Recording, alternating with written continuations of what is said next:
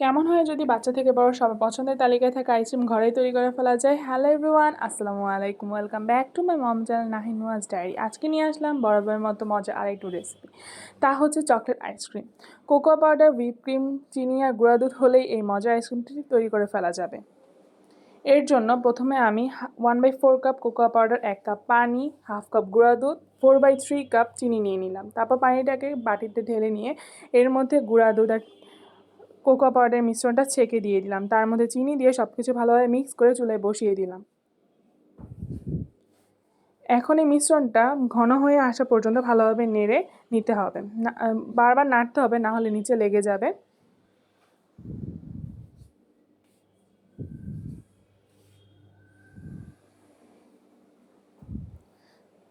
এই যে অনেকটাই ঘন হয়ে আসছে। যখন মিশ্রণটা স্ক্রিনে দেখা যাচ্ছে যে এরকম ওইরকম হয়ে যাবে, ওইরকম ঘন হয়ে যাবে, তখন এটাকে নামিয়ে ঠান্ডা করে নিতে হবে। অপর একটা বোলে আমি 1 কাপ হুইপ ক্রিম নিয়ে নিলাম। হুইপ ক্রিমটাকে ফোম করে নিতে হবে। কেকের মতো ফোম করে নেওয়া যাবে না, তাহলে আইসক্রিমের টেস্টটা ভালো হবে না। এটাকে একটু নরম করে ফোম করে নিতে হবে। যখন এটার থিকনেস এরকম হয়ে যাবে, তখন এটার মধ্যে আগে থেকে তৈরি করে রাখা চকলেটের মিশ্রণটা দিয়ে দিতে হবে।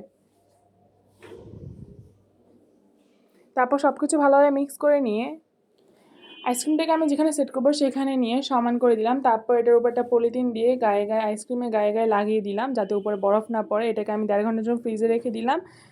1.5 ঘন্টা পরে ফ্রিজ থেকে বের করে উলট পালট করে নিলাম। এটার কারণ হচ্ছে যাতে উপরে বরফের মিশ্রণ না পড়ে, না হলে যদি বরফের মিশ্রণ পড়ে খেতে ভালো লাগবে না। আবার সব কিছুকে ভালোভাবে উলট পালট করে সমান করে নিলাম।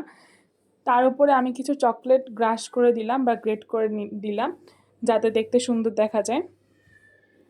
তারপর এটাকে ফ্রিজে রেখে দিব সারা রাতের জন্য।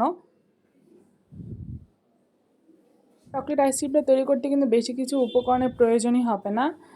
ক্রিম আর কোকো পাউডার থাকলেই হয়ে যাবে। গুঁড়া দুধ আর চিনি তো সবার বাসায় কম বেশি থাকে। তারপর এটাকে আমি সারা রাত পরে ফ্রিজের থেকে বের করে তারপর উপরে পলিথিনটা সরিয়ে নিলাম। এই যে আমাদের আইসক্রিম রেডি।